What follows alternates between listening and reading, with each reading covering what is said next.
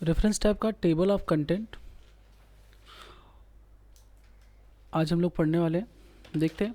तो जैसे मैंने यहाँ पे थोड़ा सा कुछ मैटर ले लिया है, ये हमारा कुछ मैटर है। मैटर का मैं साइज थोड़ा सा छोटा कर लेता हूँ।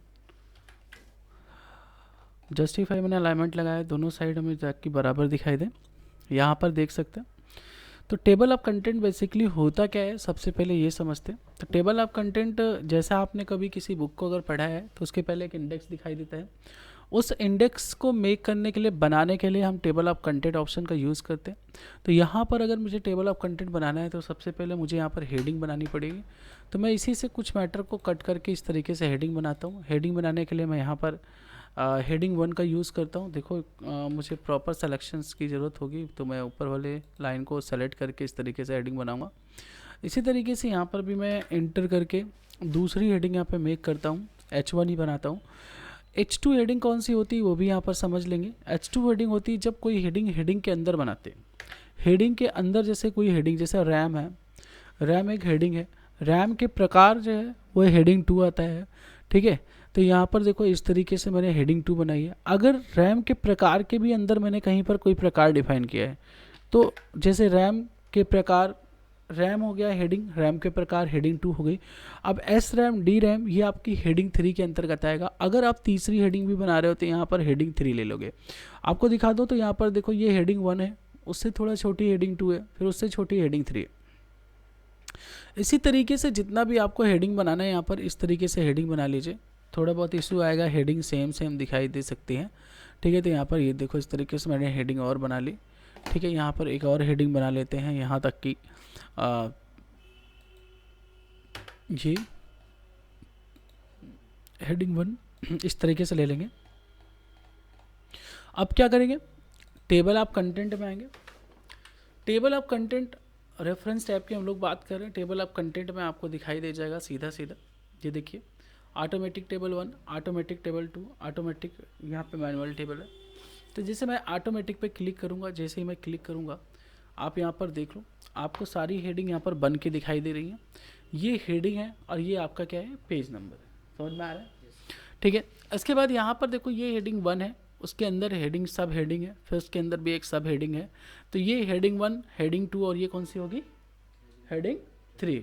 ठीक है, तो ये हेडिंग 3 होगी। अब मान लो मुझे इनमें से कोई एक हेडिंग रीड करनी है, तो आपको जो भी हेडिंग यहाँ पे रीड करनी है उस पर आप क्लिक करिए, कंट्रोल के साथ कंट्रोल को प्रेस करके रखिए, होल्ड करके रखिए और क्लिक करिए। और जैसे ही आप क्लिक करेंगे आपका कर्सर ऑटोमेटिक उस हेडिंग की तरफ पहुंच जाएगा। ठीक है, तो ये इस तरीके से टेबल ऑफ कंटेंट बनाए जाते हैं। ठीक है, इंडेक्स, सीधा सीधा बोलें तो इंडेक्स बनाया जाता है। फिर यहाँ पर मान लीजिए मैंने एक हेडिंग बनाई, व्हाट इज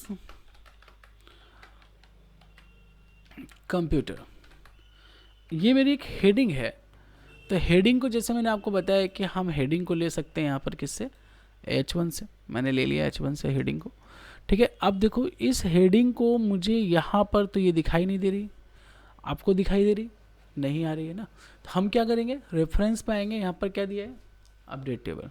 अपडेट टेबल पर जैसे ही क्लिक करेंगे यहाँ पर ऑप्शन आएगा क्या, अपडेट इंटायर टेबल। हम क्लिक करेंगे, जैसे अपडेट इंटायर टेबल करेंगे तो आपको देखो यहाँ पर भी वो हेडिंग क्या होगी, बढ़ गई, व्हाट इज़ कंप्यूटर। अब मुझे व्हाट इज़ कंप्यूटर को रीड करना है तो मैं कंट्रोल के साथ इसके ऊपर क्लिक करूँगा तो मेरा कर्सर डायरेक्टली आकर कहाँ रुकेगा, व्हाट इज़ कंप्यूटर पर। ठीक है, इसके बाद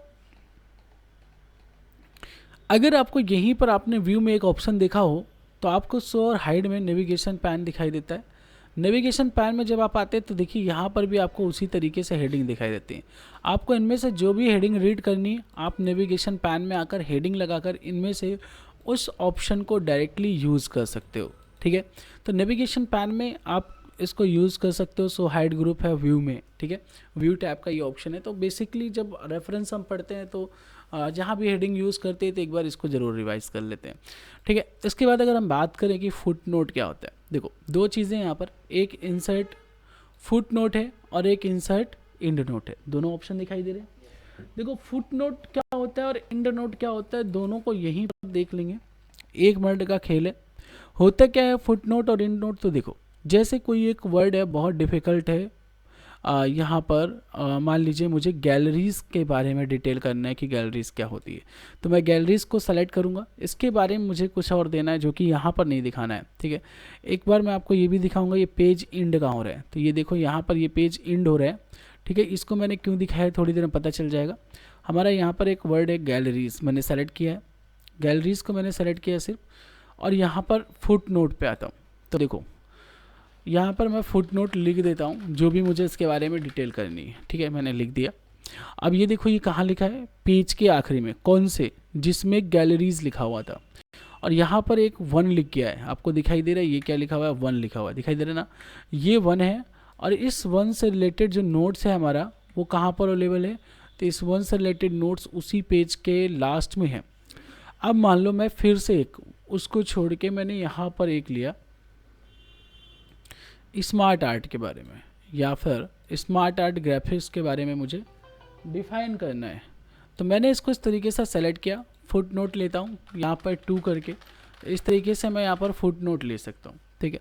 तो आपने क्या देखा कि फुट नोट जब भी हम लगा रहे हैं तो वो उसी पेज के वर्ड के लास्ट मतलब पेज के लास्ट में लगता है। अगर मैं पेज 2 पर इसी वर्क को कर रहा हूँ, एक बार मैं ज़रूर आपको पेज 2 भी दिखाऊंगा, पेज 2 पर भी देख लो, मैं ये वर्क कर रहा हूँ, तो देखो पेज 2 जहाँ मैंने अभी मैटर सेलेक्ट किया वो पेज 2 पर ही है। यहाँ पर देखो आपको लिखा मिल जाएगा, प्रोफेशनली वाला मैटर हमने लिया था, तो यहीं पर कहीं है, कहाँ गया वो मैटर, ओके यहीं पर कहीं होना चाहिए। यहाँ पर सो फुट नोट, सो नोट्स, ठीक है, ये देखिए ये है, दिखाई दे रहा है, ये 3 आपका पेज 2 पर है, और ये कंटेंट भी आपका पेज 2 पर ही है, ये कंटेंट भी आपका पेज 2 पर ही है, ठीक है। अगर मैं ये 3 के किसी भी 3 में किसी मैटर के साथ करूँगा तो 3 पेज के एंड में ये मैटर आ जाएगा। इसी तरीके से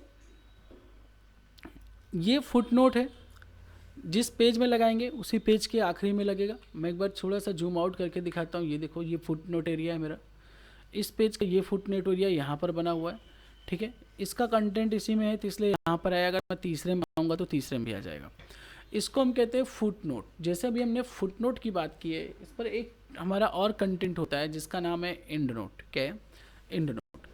अब देखो यहाँ पेज 1 है, कि कौन सा है, पेज 1 है।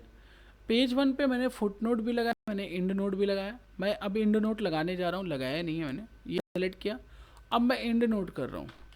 तो पहली बात तो वहाँ पर न्यूमेरिक नंबर थे 1 2 3 4, और यहाँ पर रोमन अंक आया है फर्स्ट, दिखाई दे रहा है, पहला क्या आ रहा है, फर्स्ट आ रहा है। तो एक चीज़ ये, दूसरा आपको दिखा दूँ कि इसके नीचे कोई पेज नहीं है, और ये डॉक्यूमेंट का सबसे आखिरी पेज है। कौन सा पेज है, आखिरी। यानी अगर आप एंड नोट यूज़ कर रहे हो तो एंड नोट डॉक्यूमेंट के सबसे लास्ट में लगेगा। कहाँ लगेगा, डॉक्यूमेंट के सबसे लास्ट में। यहाँ पर देखो गैलरीज लिखा हुआ है, ये थीम एंड स्टाइल पे मैंने लगाया है, यहाँ पे फर्स्ट लिखा हुआ है। अब ये नेक्स्ट है, फुट नोट के लिए और ले जाएगा, ठीक है। और ये यहाँ से आपको नेक्स्ट में आप एंड नोट पे भी जा सकते हो, ये एंड नोट की ओर ले जाएगा आपको, ये देखो, ठीक है। ये सो नोट्स एरिया, आपको कौन सा एंड नोट देखना है तो ये देखो ये एंड नोट है, और यहीं से आपको फुट नोट देखना है तो आप फुट नोट भी देख सकते हो, ठीक है। तो ये फुट नोट का एरिया दिखा देगा आपको। तो एंड नोट कहाँ लगेगा, एंड नोट लगेगा डॉक्यूमेंट के लास्ट में, फुट नोट कहाँ लगेगा, उसी पेज के नीचे। बात समझ में आ गई। तो ये हमारा फुट नोट, एंड नोट, ये है हमारा नेक्स्ट प्रीवियस, आगे पीछे जाने के लिए होता है, और ये हमें एरिया शो कराएगा। हम चाहे फुट नोट का एरिया देख लें और चाहे एंड नोट का एरिया देख लें, जो भी एरिया मुझे देखना है वो एरिया हम यहाँ पर देख सकते हैं। हर पेज में लगा है जैसे, तो हर पेज में आएगा, हर पेज में ले जाएगा एक एक करके, ठीक है, हर पेज में ले जाएगा। इसके बाद यहाँ पर सिटेशंस एंड बिब्लियोग्राफी का एक ऑप्शन होता है। वैसे तो ये ऑप्शन आपके पब्लिशर्स और जो राइटर्स होते हैं उनके लिए होता है, फिर भी हम इसको चेक कर सकते हैं यहाँ पर। एक बार हम इसको देखते हैं, सिटेशंस और बिब्लियोग्राफी को किस तरीके से काम करेगा, लेट्स सी। जैसे यहाँ पर दिया हुआ है मैनेज सोर्स, मैनेज सोर्स पर हम क्लिक करेंगे। सबसे पहला काम हमें मैनेज सोर्स पर क्लिक करना, ठीक है। यहाँ पर ब्राउज बटन, अगर आपके पास पहले से कुछ बने हुए हैं तो ठीक है, नहीं तो यहाँ पर ऑप्शन आ जाएगा किसका, न्यू का। मैनेज सोर्स में ऑप्शन आएगा किसका, न्यू का। आप क्या राइट कर रहे हैं, आर्टिकल है, जनरल आर्टिकल है, बुक सेक्शन है, या फिर आप बुक राइट कर रहे हैं, जो भी आप यहाँ पे राइट कर रहे हैं उसको क्लिक कर लीजिए। ऑथर का नाम यहाँ पे दे दीजिए, जैसे मिस्टर कमल किशोर ऑथर का नाम है। अगर उनका कॉर्पोरेट भी ऑथर कोई और भी था साथ में सहयोगी तो वो भी दे सकते हैं। 2025 की एक मतलब बुक का टाइटल मांग रहे हैं, तो टाइटल यहाँ पे दे देते हैं, जैसे द जंगल बुक। मैं यहाँ पर टाइटल देता हूँ the jungle book. Okay, then year 2025, city में दे देता हूँ यहाँ से प्रयागराज, कुंभ की नगरी। पब्लिशर का नाम दे देते हैं, जैसे यहाँ पर बालाजी पब्लिकेशन, ये पब्लिशर का नाम है बालाजी पब्लिकेशन। और इसको मैंने यहाँ पर क्या कर दिया, ओके कर दिया। तो ये देखो इस तरीके से Kishore mister Kamal the jungle book 2025 ये एक सिटेशंस बन गया। ठीक है, अब इस सिटेशंस पे हम वर्क कैसे करेंगे उसकी बात करते हैं। आ जाओ, अब इंसर्ट सिटेशंस पे आएंगे तो ये देखो यहाँ पर ऐड न्यू सोर्स का ऑप्शन यहाँ पर भी है, ऐड न्यू प्लेस होल्डर का ऑप्शन है, ऐड न्यू सोर्स का ऑप्शन है। अब यहाँ पे Kishore mister Kamal the jungle book 2025 हम जैसे ही क्लिक करेंगे यहाँ पर देखिए किशोर 25 का एक ऑप्शन लग जाएगा। ये आपका जो ऑप्शन लगा हुआ है ये हमारा APA स्टाइल है। हम यहाँ पर शिकागो या फिर जो भी स्टाइल्स आपको चाहिए, कई अलग अलग स्टाइल्स हैं और अलग अलग स्टाइल्स में आपको लिखने के स्टाइल्स भी टेक्स्ट भी क्या होते हैं, बदलते हैं। ठीक है, तो इनको आप चेंज करके देख सकते हैं। जो भी इस पर स्टाइल अवेलेबल हैं उनमें से कोई भी एक जो आपको सही लगती है वो आप कर सकते हैं। ठीक है, तो यहाँ पर आप इसको ज़रूर ट्राई करिए। इसके बाद आपको इस पर एक और ऑप्शन आपको मिल जाएगा यूज़ करने के लिए। यहीं पर आपको बिब्लियोग्राफी इस तरीके से आती है। देखो इसको कहते हैं बिब्लियोग्राफी, ये हमारी बिब्लियोग्राफी है। बिब्लियोग्राफी में किशोर, अब ये देखिए ये थोड़ा डिफर स्टाइल है, इसमें भी आपको स्टाइल अलग अलग मिल जाएगा। ठीक है, ये देखिए, तो इस पर भी आप स्टाइल को अप्लाई कर सकते हो। शिकागो स्टाइल, ये है Chicago style, Kishore mister Kamal 2000 the jungle book, Prayagraj Balaji publication, सारी डिटेल आपको इसी पर दे देगा। यदि आप सिटेशंस में कोई चेंज करते हैं तो अपडेट सिटेशंस एंड बिब्लियोग्राफी में क्लिक करके उसको आप अपडेट भी कर सकते हो। तो ये चीज़ आपका यहाँ पर ये काम करेगा, मैनेज सोर्स, स्टाइल, सिटेशंस और बिब्लियोग्राफी। ठीक है, तो ये जो इंसर्ट हुआ है ये हमारा सिटेशंस है, और जो ये इंसर्ट हुआ है ये हमारी क्या है, बिब्लियोग्राफी है। बात समझ में आ गई? दोनों में डिफरेंस समझ में आ गया? समझ में आ रहा है? अच्छा, तो ये हमारे थोड़ा सा क्या है आपको बता दूँ तो रेफरेंस टाइप का प्रयोग कम होता है, तो इसलिए बहुत कम पढ़ाया जाता है। ठीक है, लेकिन फिर भी इसके ऑप्शंस को हम ज़्यादातर ख़त्म ही कर देते हैं। यहाँ पर एक ऑप्शन है आपका इंसर्ट कैप्शन। चलो कैप्शन की ओर बढ़ते हैं, थोड़ा सा कैप्शन को भी इसी हम समय समझ लेते हैं। जैसे आपके पास पिक्चर का ऑप्शन है, यहाँ पर यहाँ से आपने पिक्चर या फिर शेप्स को इंसर्ट किया, कुछ भी शेप्स ले लिया, लाइक ये एक शेप आप बनाया है। इस शेप को बनाने के बाद आपको इसको इनलाइन विद टेक्स्ट करना है। रैप टेक्स्ट में आके इनलाइन विद टेक्स्ट कर लीजिए। ठीक है, चलिए इनलाइन विद टेक्स्ट किस लिए कर रहे हैं वो भी अभी थोड़ी देर में समझ में आ जाएगा। एक मैंने यहाँ पर शेप्स बनाया, बस ज़्यादा नहीं, 2 या 3 शेप्स को ही बनाएंगे यहाँ पर, उसको भी समझ लेंगे थोड़ा सा कि क्या होता है आपका कैप्शन। कैप्शन को समझना ज़रूरी है, कैप्शन यूज़ होता है भाई, इसलिए ज़रूरी है समझना। इसको भी इनलाइन विद टेक्स्ट करने के लिए हम रैप टेक्स्ट पर आएंगे, इनलाइन विद टेक्स्ट कर देते हैं। ठीक है, चलो यहीं पढ़ा रहने देते हैं, थोड़ा आलसी टाइप का है ये। चलो लेट्स तो पहले इसको लेते हैं। ये हमारे क्या है, फिगर है, मान लो एक फिगर है। तो इंसर्ट कैप्शन में आते हैं तो यहाँ पर आपको देखो ये ऑटोमेटिक फिगर देता है। अगर आपको फिगर की जगह चित्र और संख्या लिखना है तो वो भी लिख कर सकते हो, इक्वेशन भी लिख सकते हो, टेबल भी लिख सकते हो। इसके लिए आपको लेना पड़ेगा न्यू लेवल। फॉर एग्जांपल मान लीजिए आपको लिखना है चित्र संख्या, है ना, तो यहाँ पर आप लिखिए चित्र संख्या, कुछ इस तरीके से आपका लिख भी जाएगा। हिंदी नहीं सपोर्ट कर रहा है, फिर भी हम देख ले रहे हैं। कुछ भी आप लेबल लगा सकते हो, आप इंग्लिश या हिंदी जो भी आपको लेना है। ये देखिए चित्र संख्या आपने जैसे ही डाला तो ये जो पड़ गया है इसको कहते हैं कैप्शन। क्या कहते हैं इसको? कैप्शन। दूसरे शेप को मैंने पकड़े, कैप्शन में आऊँगा, ऑटोमेटिक आपको चित्र संख्या 2 मिल गया। आप तीसरा डालने जाओगे तो तीसरा भी पड़ जाएगा। जितने आपको कैप्शन डालने उतने कैप्शन डाल सकते हो। चलो एक कैप्शन और भी डाल लेते हैं, यहीं पे लगे हाथ। एक कैप्शन यहाँ पर डालते हैं। यहाँ पर आते हैं इंसर्ट में। इंसर्ट में आने के बाद शेप्स में आने के बाद मैंने एक यहाँ से ट्रायंगल ले लिया। ट्रायंगल लेने के बाद इसको ड्रॉ किया, जैसे कि मैंने आपको बताया था। ड्रॉ करने के बाद इसको क्या कर लेंगे, शेप्स में आके रैप टेक्स्ट में आके इनलाइन विद टेक्स्ट कर लेंगे। इसके बाद इसको सेलेक्ट कर रखो ऐसे ही जैसे भी सेलेक्ट है। आप रेफरेंस में चले जाओ, आपको कैप्शन में देखो यहाँ पर क्या मिल रहा है, आप चित्र संख्या 3 मिल रहा है। तो जितनी बार आप आएंगे किसी भी शेप्स को लेकर आएंगे तो समझ के सेंस करके उसकी नंबरिंग ऑटोमेटिक कर देगा। ये चित्र संख्या 3। अब ये तो हो गया आपका क्या, कैप्शन। इसको कहते हैं कैप्शन। पिक्चर लेके आ रहे हो, पिक्चर डाल दो। टेबल लेके आ रहे हो, टेबल, जो भी लेके आ रहे हो। अब इसका आप बना सकते हो इंसर्ट टेबल ऑफ फिगर। पहला चीज़, कंटेंट आपने बनाया है, बिब्लियोग्राफी आपने बनाई है। बिब्लियोग्राफी बनाने के बाद अब मान लो आपने यहाँ पर फिगर का भी, जो भी आपने फिगर इंसर्ट किया है उसका भी आपको बनाना है। तो ये देखो, चाहे इस तरह बना लो, चाहे इस तरह बना लो। आप ओके कर दो। ओके करने के बाद ये देखो, यहाँ पर जहाँ जहाँ भी आपके फिगर बने आप डायरेक्टली कंट्रोल के साथ क्लिक करके यहाँ से जा सकते हो। चित्र संख्या 3 पर डायरेक्टली आ गया। तो भाई इंसर्ट टेबल ऑफ फिगर यहाँ पर यही काम करने वाला है जो अभी तक आपका इंडेक्स ने किया था। आ गए, ठीक है। तो में आ रहे हैं, आसान है, कुछ मुश्किल तो है नहीं, ठीक है।